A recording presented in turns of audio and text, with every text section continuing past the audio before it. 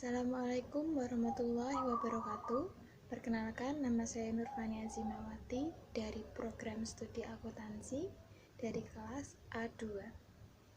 Kali ini saya akan mempresentasikan mengenai langkah-langkah audit manajemen. Adapun beberapa langkah-langkah atau tahapan-tahapan yang perlu dilakukan dalam audit manajemen, antara lain audit pendahuluan, review dan pengujian pengendalian manajemen. Yang ketiga audit terperinci, yang keempat pelaporan, dan yang kelima tindak lanjut. Pada kesempatan kali ini saya akan lebih fokus kepada langkah-langkah atau tahapan audit manajemen tentang audit pendahuluan dan review terhadap pengendalian intern.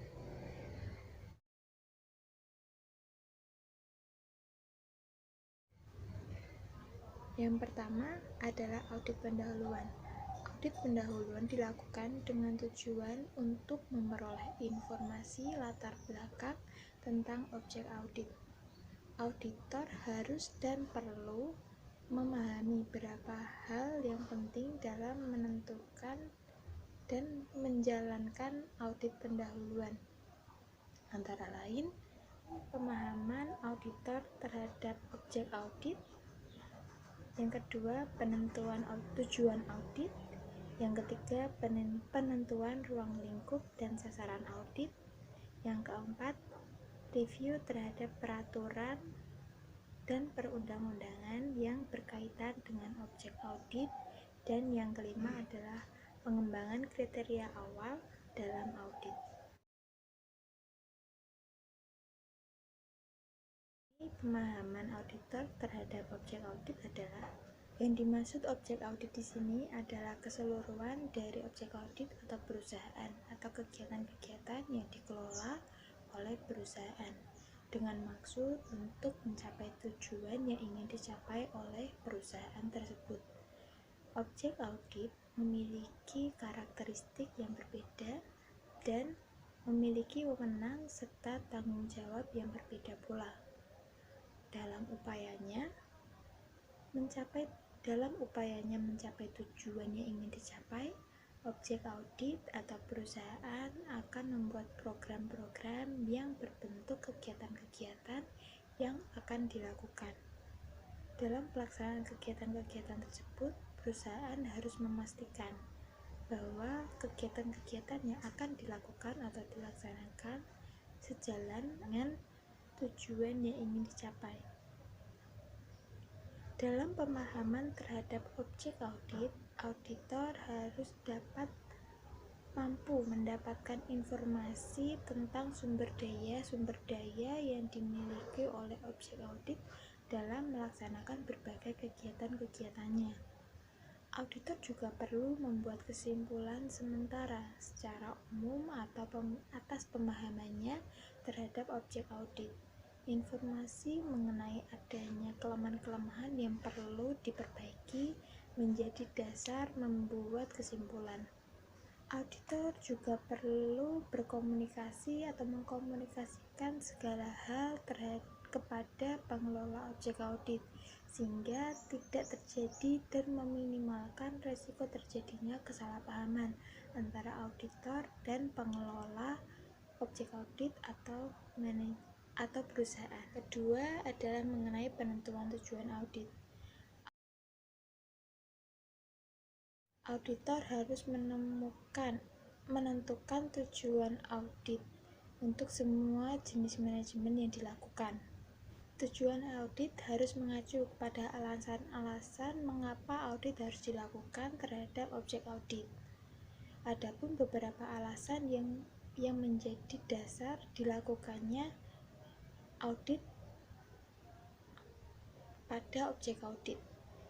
Yang pertama, terjadinya pemborosan dan ketidakefektifan penggunaan sumber daya yang dimiliki.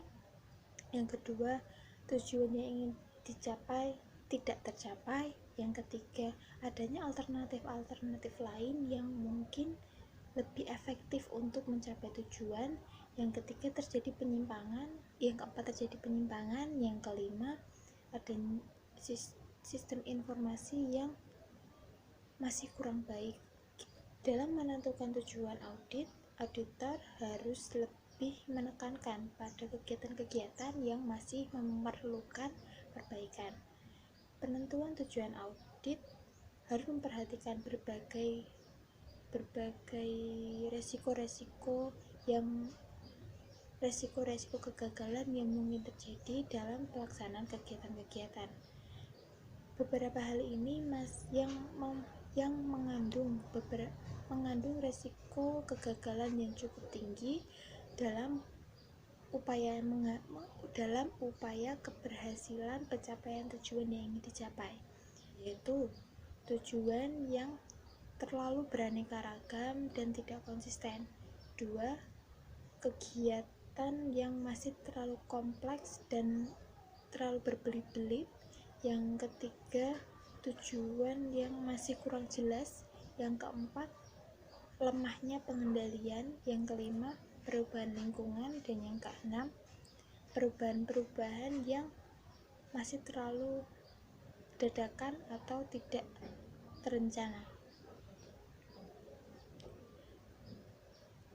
Yang ketiga adalah penentuan ruang lingkup audit dan sasaran audit. Ruang lingkup audit menentukan luasnya wilayah dari sasaran audit. Penentuan ruang lingkup audit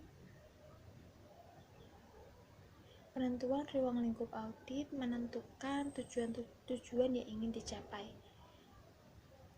Ruang lingkup audit terdiri atas beberapa bagian, yaitu bidang keuangan, ketaatan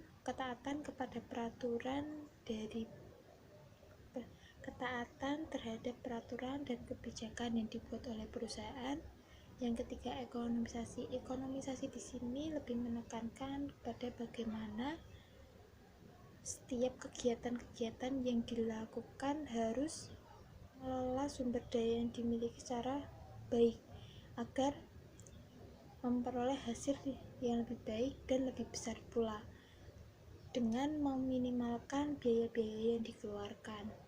Yang keempat adalah efisiensi. Efisiensi di sini lebih menekankan kepada bagaimana cara agar kegiatan-kegiatan yang berjalan dapat berjalan sesuai dengan rencana dan sehingga tujuan yang ingin tercapai dapat tercapai dengan memanfaatkan sumber daya yang dimiliki oleh objek audit atau perusahaan itu sendiri. Dan yang kelima adalah efektivitas. Penjelasan mengenai sasaran audit adalah target yang ingin diaudit. Terdapat 3 elemen penting dalam sasaran audit. Yang pertama adalah kriteria. Kriteria ini menjelaskan mengenai standar yang menjadi pedoman atau pegangan bagi individu atau kelompok dalam melaksanakan kegiatan-kegiatan yang dilakukan sebagai pelaksana atau penanggung jawab yang diberikan. Yang kedua adalah penyebab. Penyebab di sini adalah tindakan aktivitas atau kegiatan yang aktual yang dilakukan oleh setiap individu atau kelompok. Yang ketiga adalah akibat. Akibat di sini yang dimaksud adalah aktivitas pengukuran dan perbandingan antara kegiatan yang dilakukan individu atau kelompok dengan kriteria-kriteria yang telah ditetapkan.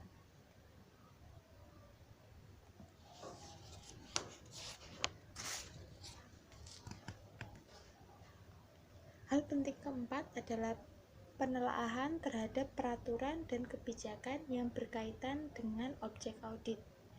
Hal penting keempat adalah penelaahan terhadap peraturan dan kebijakan yang berkaitan dengan objek audit. Setiap kegiatan atau aktivitas-aktivitas objek pemeriksaan diatur oleh seperangkat peraturan dan kebijakan yang dibuat oleh perusahaan. aturan dan kebijakan yang dibuat oleh perusahaan haruslah baik dan menuntun pelaksanaan kegiatan-kegiatan menjadi lebih baik dan tidak menyimpang dari aturan-aturan yang lebih tinggi. Dan ini auditor memahami dan mengetahui batas-batas, wewenang, objek audit, dan berbagai program yang akan dilaksanakan dalam upaya pencapaian tujuan. Hal penting kelima adalah pengembangan kriteria awal dalam audit. Kriteria ini digunakan untuk menilai pelaksanaan dan pengendalian aktivitas yang dilakukan. Faktor-faktor yang mempengaruhi kriteria yang digunakan dalam audit adalah: yang pertama, tujuan dari kegiatan yang diaudit; yang kedua, pendekatan audit; dan yang ketiga adalah aktivitas tujuan audit. Adapun beberapa kriteria yang baik antara lain realistis, dapat dipercaya, dapat diukur, mengarah, dapat dibandingkan, diterima semua pihak, lengkap, dan memperhatikan adanya rentan waktu. Kesimpulan dari hasil audit pendahuluan ini adalah: dari audit pendahuluan, auditor harus membuat kesimpulan dari hasil audit yang dilaksanakan. Kesimpulan ini akan menjadi dasar dalam penentuan langkah-langkah atau tahap-tahap keputusan yang akan diambil pada tahap-tahap audit selanjutnya. Pada tahap ini juga, auditor juga harus sudah menemukan tujuan audit bagi perusahaan, tujuan audit, walaupun sifat tujuan audit itu masih sementara. Langkah audit manajemen yang kedua adalah review terhadap pengendalian manajemen.